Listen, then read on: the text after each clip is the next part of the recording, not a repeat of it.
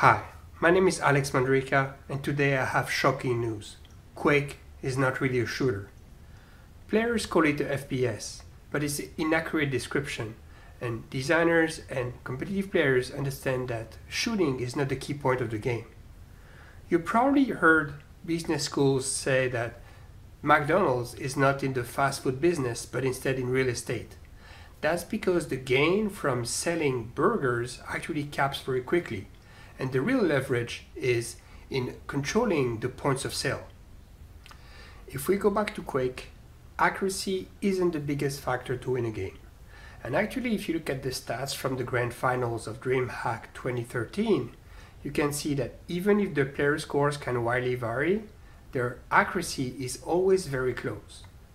And also in game 4 and 5, you can see that the winning player is the one with the weakest aim of the two. But when you look at item pickup, it's always the player that picks the most of them that wins the game, especially red armor and mega health. Just like selling burgers, there's a limit on how well you can aim. The finalists Rafa and Cypher are at the top up there, and only apart by a couple persons. But if you grab an armor or mega health, you effectively double your hit points. And now it doesn't matter really who's 1% more accurate than the other.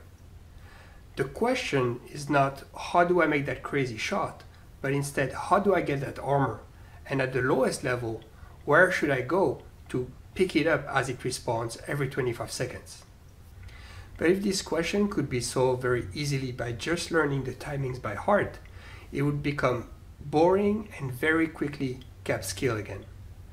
This is why the fact that the mega health respawns every 35 seconds is genius. Because you really need both the red armor and the mega health to control the map. But at one point they're gonna respawn at the same time, forcing you into a difficult decision. That's gonna create an opportunity for the dominated player to steal one away from you and start challenging you again.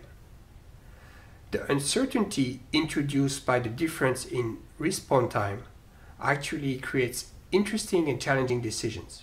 So Quake is not only a shooter, but also a game about territorial control. Having these two layers here is key, because the physical challenge of a real-time game is limited by the complexity of its simulation, and the players will eventually find its limit. We talked about the value of supporting a cognitive challenge for entertainment purpose in our study of Pac-Man and Halo. But here we can see the value it has to support skill differentiation if we want to create a competitive game. So now you can look at different FPSs and see if they're only about shooting. Most probably, if they've been successful for more than a few years, they offer something different than just hand-eye coordination. So that's it for today. If you enjoyed that video, please subscribe, and I'll see you next time.